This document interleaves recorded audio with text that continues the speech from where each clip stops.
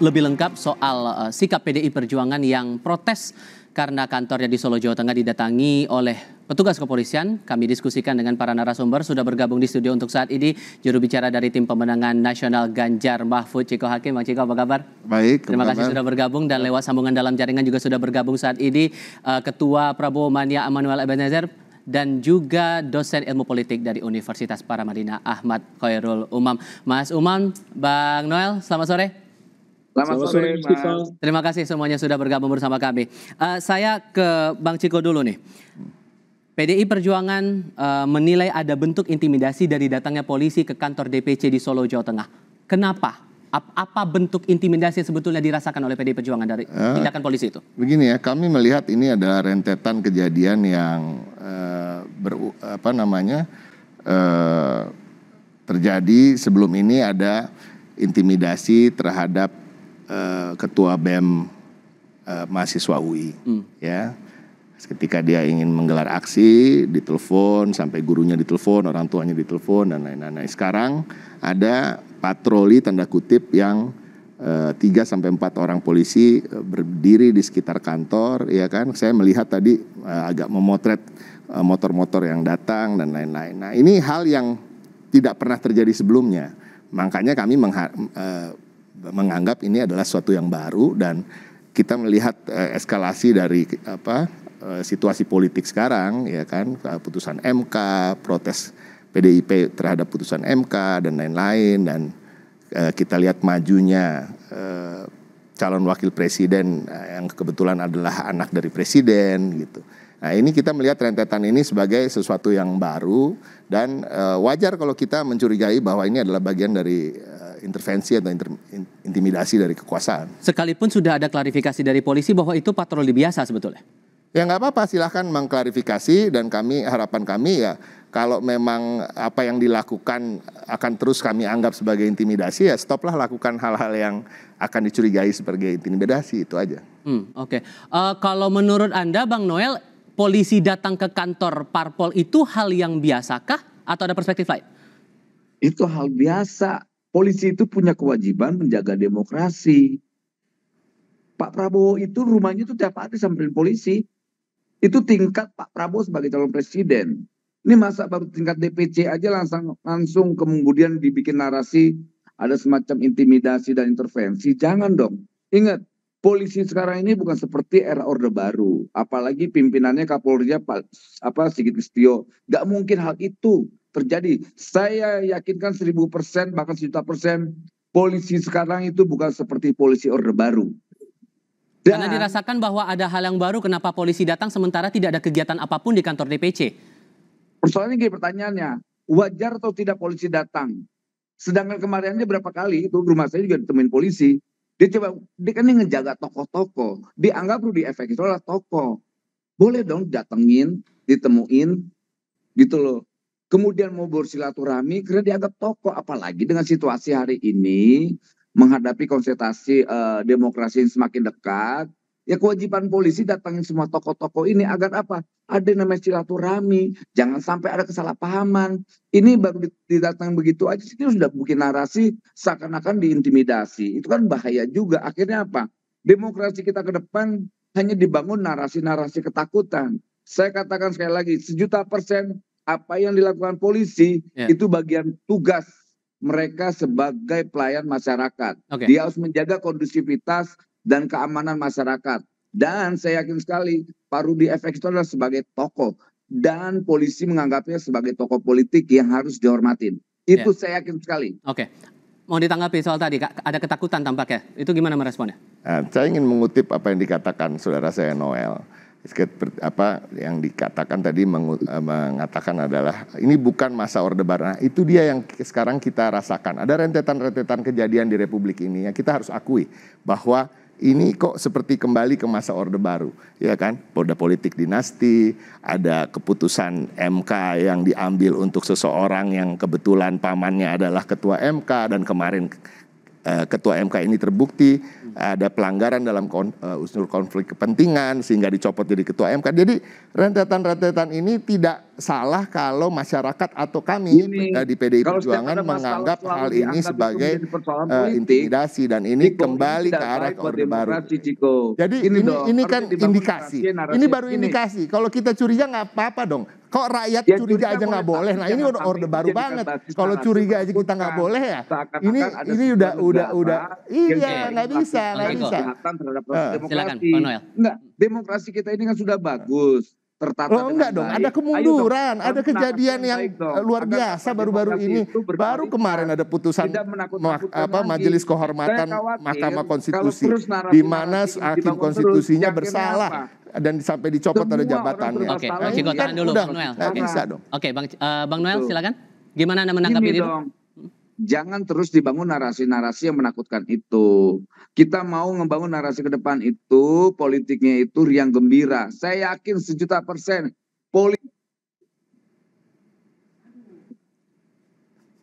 Bang Noel, mohon maaf audionya sempat terputus. Mungkin kita coba perbaiki komunikasi terlebih dahulu dengan Bang Noel. Ini sempat terputus komunikasi sedikit audionya. Saya ke Mas Umam sambil kita perbaiki komunikasi dengan Bang Noel. Cukup beralasan tidak dengan pandangan PDI Perjuangan tadi ada rentetan kejadian sehingga dipandang bahwa ini adalah bentuk intimidasi. Itu menurut Anda gimana Mas Umam? Ya memang cukup menarik mencermati apa yang disampaikan oleh Mas Ciko dan juga Bang Noel. Ini Bang Noel masih belum paham ada situasi komunikasi yang problematik gitu. Tapi begini, bahwa kemudian yang disampaikan tadi sebenarnya bukan sesuatu yang baru. Kalau misal kemudian kita cermati dua figur ini kan sebenarnya merepresentasikan dari elemen kekuatan pro keberlanjutan, karena dua-duanya juga berasal dari elemen yang sebelumnya juga mendukung Pak Jokowi. Tetapi ketika kemudian sekarang Mas Ciko dan sahabat-sahabat dari PDIP merasa ada kekhawatiran, ada ketakutan semacam itu, to some extent itu justified, itu betul. Memang ada kecenderungan penggunaan instrumen kekuasaan negara untuk kepentingan politik. Tetapi di saat yang sama sebenarnya ini bukan sesuatu yang baru. Nah, khawatir saya ini mendadak oposisi. Jadi Mas Ciko dan teman-teman di PDIP mendadak oposisi karena bagaimanapun juga dipengaruhi oleh situasi koalisi yang terbaru. Kalau kita merujuk di paper lama yang ditulis oleh Thomas Power, itu dari teman dari Australian National University, di akhir 2018 dia sudah menulis artikel dengan judul yang sangat spektakuler, kontroversial. Judulnya Jokowi's Authoritarian Turn and Indonesia's Democratic Decline. Nah, indikasi yang dia gunakan adalah terkait dengan politisasi instrumen kekuasaan negara. Nah, waktu itu sebenarnya PDIP dan juga teman-teman yang lain masih berada di lingkungan yang sama, di lingkaran yang sama. Tetapi sekarang kemudian ketika kemudian PDIP sendiri mengalami situasi di mana kemudian terjadi titik pisah antara PDIP dengan Pak Jokowi, maka kemudian narasinya berbeda. Nah, yang ingin saya tekankan bahwa apa yang menjadi concern dari Mas Ciko tadi, to some extent bisa difahami dan itu justified. Tetapi kalau misal kemudian itu hanya terjadi belakangan ini, rasanya itu sudah menjadi concern yang cukup lama. Bagaimana kemudian kebebasan masyarakat sipil mengalami penurunan signifikan, bagaimana kemudian mahasiswa bersuara begitu mudah kemudian difragmentasi dan dihentikan. Nah, ini yang kemudian harus menjadi ruang refleksi yang jauh lebih besar. Bukan hanya sekedar apa yang terjadi di Solo, tapi yang di Solo barangkali akan menjadi sebuah pemicu bagi munculnya gelombang kritis terutama dari partai yang selama 9 tahun ini menjadi pemimpin koalisi pemerintahan saat ini. Sudah kami tangkap maksudnya. Saya kembali lagi ke Bang Noel. Bang Noel tadi audionya sempat terputus, jadi belum terdengar utuh pernyataan Anda tadi. Mungkin bisa dijelaskan lagi. Jadi kalau menurut Anda dengan diksi intimidasi menurut PDI Perjuangan polisi datang ke kantor partainya itu cukup beralasan atau tidak? Sangat tidak beralasan. Alasannya apa? Gini, argumentasinya itu yang jelas membangun narasi ketakutan. Kita mau ke depan itu ada narasi-narasi yang gembira. Dan ingat, polisi itu dia sebagai pengayom masyarakat. Kedua, 1.000.000% saya tidak yakin bahwa ada intimidasi. Kedua, Rudy Efek itu dianggap tetap sebagai tokoh politik. Dia sebagai anak bangsa yang harus tetap didatengin, disilaturahmiin. Karena biar gimana kan polisi tahu tokoh-tokoh yang layak untuk didatengin. Tokoh-tokoh yang harus tetap dijaga, jangan sampai ada terkait masalah-masalah yang lain. Dia harus dijaga tokoh-tokoh kayak begitu. Karena kenapa? Biar gimana pun Rudy FX di mata kepolisian itu adalah tokoh yang harus didatangi dan disilaturahmikan. Karena gimana pun Rudy FX kan tokoh yang punya pengaruh luar biasa. Gak mungkin sekelas kepolisian membangun coba mengintimidasi sekelas Rudy FX, gak mungkin. Ini eranya bukan lagi era Orde Baru. Semua itu didatengin, beda pandangan, ditakutin. Makanya tadi saya kaget juga narasinya Ciko ini. Ada peristiwa A, B, C, D, F, G, lantas disimpulkan nih ada semacam sebuah intimidasi. Tidak yakin saya itu terjadi. Dan saya juga akan marah ketika itu terjadi.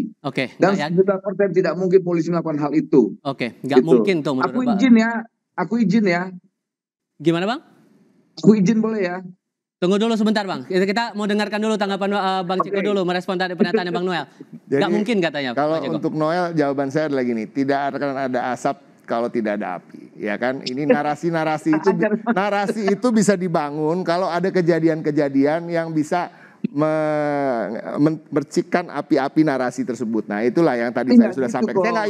Saya tidak ingin mengulang apa yang sudah saya sampaikan, karena sebenarnya sudah saya sampaikan tadi. Tapi saya juga ingin mengutip apa yang dikatakan Mas Umam. Mas Umam bahkan lebih menegaskan lagi bahwa ini bukan baru terjadi sekarang. Mungkin kami PDI Perjuangan atau saya sendiri sebagai yang dari dulu adalah tadinya pendukung Pak Jokowi, ya tidak pernah merasakan itu secara langsung. Tapi tadi ditegaskan oleh Mas Umam bahwa hal seperti ini sudah terjadi sebelum ini dan bukan hal yang baru. Nah ini hal yang baru untuk PDI Perjuangan, makanya kita merasakan sesuatu yang baru nih, ada sensasi-sensasi baru karena ada kejadian-kejadian baru dan kita akhirnya merasa kita curiga boleh bos, kalau sampai curiga aja nggak boleh, ini orde baru banget dong. Kalau protes nggak boleh, orde baru banget. Kita curiga, habis curiga kita protes, kita sampaikan ya kan, terus udah dibantah sampai istana membantah, wah luar biasa. Gimana tuh Bang Noel? Mudah-mudahan tidak terulang lagi lah. Iya gini. Ya kan? Nggak, kan udah berkali-kali dalam pidato presiden, jangan coba-coba intervensi. Artinya apa? Apa yang disampaikan presiden itu dianggap polisi perintah. Artinya semua para tokoh-tokoh ini harus tetap dijaga. Nggak boleh ada yang disakiti. Nggak boleh ada yang intimidasi. Masa datang aja nemuin atau datangin ke tempatnya. Walaupun akhir-akhir ini agak sulit menerjemahkan apa kata presiden, karena kadang-kadang kata-kata dan perbuatannya tidak satu. Jadi saya rasa polisi juga menerka-nerka. Ya enggak lah. Nah makanya gini. Ini artinya apa ya? Yang ini harus kebalikannya atau gimana nih? Kalau udah timbul resistensi begitu, akhirnya apa? Orang mampu menerjemahkan apapun semaunya. Setiap orang datang, wah intimidasi. Datang B, wah ada intervensi. Akhirnya ya timbulnya ketakutan-ketakutan terus. Nanti jangan-jangan polisi nggak mau datang lagi tuh ke rumah Rudy tuh. Cuma pengen silaturahmi aja nggak boleh. Kan banyak anggota-anggota kepolisian tuh kan tahu para tokoh-tokohnya. Oh ini tokoh ini yuk kita datengin, temuin, salah rupanya. Saya kasih kesempatan ke Mas Umam merespon ini karena sudah ada. Sebentar dulu, tahan dulu Bang. Noel, sebentar dulu. Kita masih ada diskusi nih, masih melanjutkan sebentar. Saya kasih kesempatan Mas Umam dulu. Mas Umam, Anda melihat tadi kan sudah ada respon juga dari Presiden Joko Widodo masalah posisi netralitas itu tadi, tapi kan ternyata ada intimidasi yang disebut oleh PDI Perjuangan dengan datangnya polisi ke kantor itu. Anda merasa bahwa posisi pemerintah ini sudah tegas atau belum? Iya, tegas atau tidak, saya pikir itu dibutuhkan pengujian ya.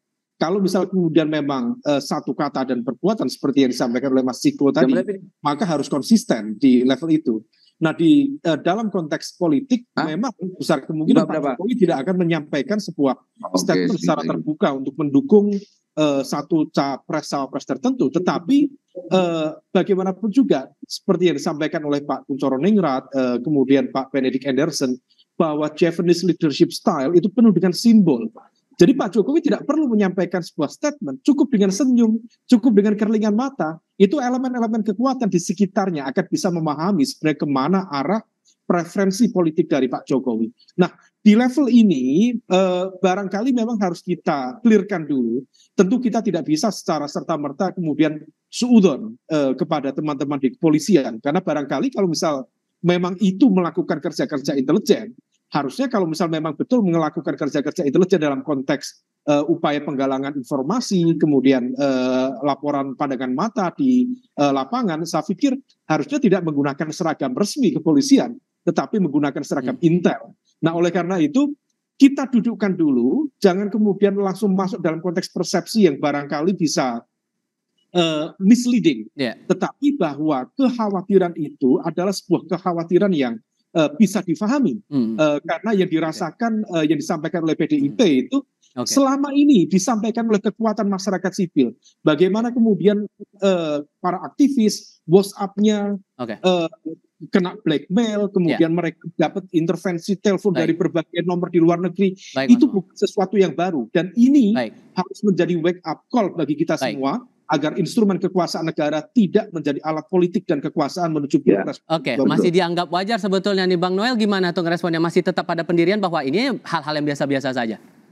Ya, ini kan sekali lagi tadi saya sampaikan, ini kan hal biasa. Kedua, ini kan mendekati politik yang semakin mendekati ini, tinggal 90 sekian hari ini, ya polisi kan punya kewajiban untuk menjaga ya namanya keamanan, kondusivitas, gitu loh. Masa polisi begitu nggak boleh, lalu mau siapa lagi kita andalkan? Satgas partai. Ya nggak mungkin mereka mampu, mereka bukan orang yang terlatih. Ya hari ini yang terlatih dan punya legitimasi oleh negara dan bayar pajak kepolisian. Ya biarin aja Pak polisi itu mau di mana, kadang-kadang juga ada di tengah jalan polisi. Kalau gitu bilangnya itu ada polisi di tengah jalan neror kita, itu ada polisi lalu lintas di mana-mana. Di depan tempat kita aja nih, markas kita ini, itu banyak sekali polisi. Lantas kita langsung terjemahkan, wah ini polisi udah melakukan teror terhadap kita. Ya jangan dong, pahamin itu bagian tugas-tugas kenegaraan. Sekalipun kemudian disebut oleh FX Rudy gara-gara kasus ini dan dia meminta TNI, Polri dan ASN bertindak netral. Jadi akhirnya netralitas inilah yang jadi pertanyaan.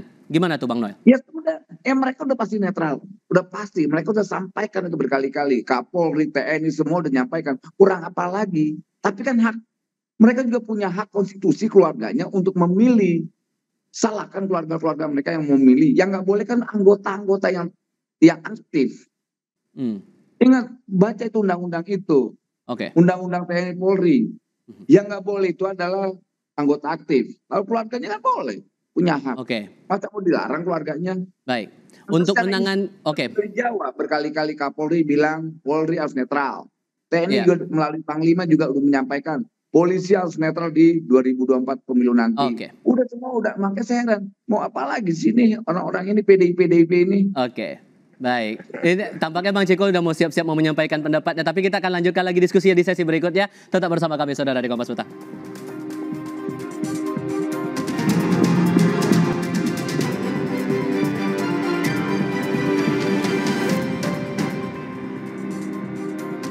Gara-gara kasus polisi datang ke kantor DPC PDI Perjuangan di Solo, akhirnya FX Rudy menyampaikan dan meminta TNI, Polri dan ASN bertindak netral.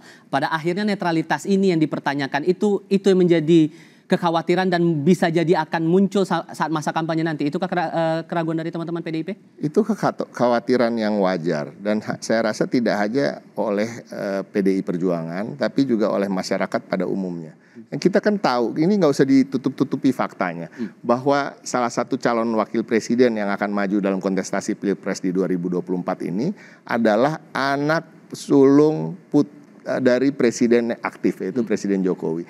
Nah, kita tahu sendirilah hubungan anak ke bapak ke anak bagaimana, ya kan? Nah, apakah betul netralitas yang dikatakan di mulut itu akan betul-betul diterjemahkan sebagai netralitas di lapangan? Nah, ini tentu menjadi kekhawatiran dan ini nggak boleh kita saking takutnya untuk menyampaikan kekhawatiran ini terus kita bilang oh presiden udah ngomong dia akan netral, pasti dia netral. Lo nggak bisa, nggak cukup dong. Ini seorang bapak pada anaknya. Nah, seorang bapak ini kebetulan seorang presiden yang sebagai panglima tertinggi, ya kan, dia adalah bosnya Kapolri, bosnya semua menteri, ya dan lain-lain. Nah, kekhawatiran dan kecurigaan itu wajar akan terus ada, apalagi terjadinya intimidasi yang oke, kalau kita mau menganggap apa yang terjadi di Solo bukan intimidasi, tapi kita tahu ada terjadi intimidasi kepada ketua BEM UI, ya kan, rumah orang tuanya di Pontianak didatengin oleh polisi berseragam juga, ya kan. Nah, terus ada beberapa kejadian lagi bahwa dengan menggunakan institusi negara meloloskan anaknya untuk menjadi calon wakil presiden, ya kan? Dan Yang kebetulan. kasus-kasus Jadi kasus-kasus ini nggak salah kalau ada kekhawatiran ketika terjadi ada polisi nongkrong di depan rumah saya umpamanya. Ya saya akan curiga itu adalah intimidasi. Oke, Mungkin sehingga karena bentuk saya konkret berkata-kata komitmen seperti ini. apa yang ditunggu oleh PDI Perjuangan masalah netralitas ini? Belajar dari kasus ini. Ya belajar, stop intimidasi yang jelas-jelas intimidatif seperti yang terjadi pada saudara kita ketua BEM UI, ya kan?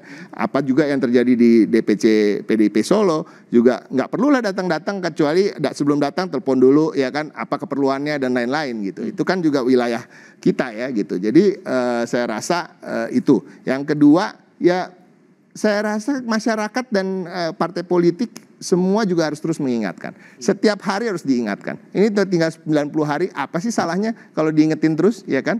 Nggak apa-apa, bukan narasi-narasi buruk yang kita bangun kok. Kita ingin menyehatkan demokrasi kita, mengembalikan demokrasi ini seperti sedia kala, bahkan inginnya lebih maju lagi. Nah, kita melihat jangan sampai ada kemunduran-kemunduran dalam demokrasi kita. Oke, sayang sekali sebetulnya Bang Emmanuel Ebenezer sudah meninggalkan forum diskusi ini, tapi setidaknya kita mengapresiasi sudah bergabung ke diskusi kali ini. Saya ke Mas Umam kalau begitu. Bisa meredam ini semua, agar meredam ini semua karena momen rangkaian Pilpres masih panjang sampai nanti Februari, bahkan setelah itu pun juga masih akan ada proses perhitungan suara. Bentuk konkret komitmen apa untuk menjaga netralitas ini agar jangan sampai kasus yang sama terulang lagi, agar jangan ada diksi intimidasi lagi?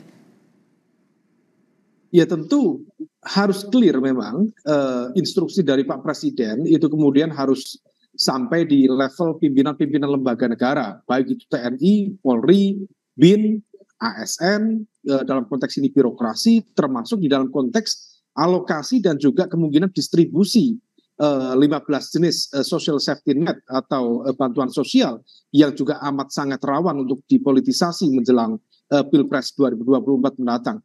Oleh karena itu, semua itu butuh pengujian. Kita harus uji bagaimana kemudian bentuknya, tentu tidak mudah. Karena bagaimanapun juga statement verbal dari pimpinan, dari pemimpin, tentu bisa diinterpretasikan berbeda di lapangan. Nah, oleh karena itu, tentu dari semua kalangan masyarakat sipil harus terus menyala, harus terus hidup untuk mencermati semua ini.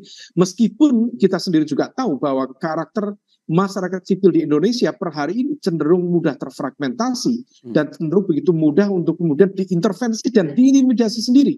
Bagaimana kemudian kita masih ingat ketika kemudian terjadi momentum kritis terkait dengan amandemen Undang-Undang KPK, kemudian Undang-Undang Omnibus Law, kemudian terkait dengan RUU KUHP, hampir semua jaringan-jaringan kekuatan masyarakat sipil dan juga mahasiswa termasuk para buruh begitu mudah kemudian diretas, kemudian diintimidasi, dan semua itu kemudian menjadi sebuah tanda bahwa ada situasi demokrasi yang tidak baik-baik saja.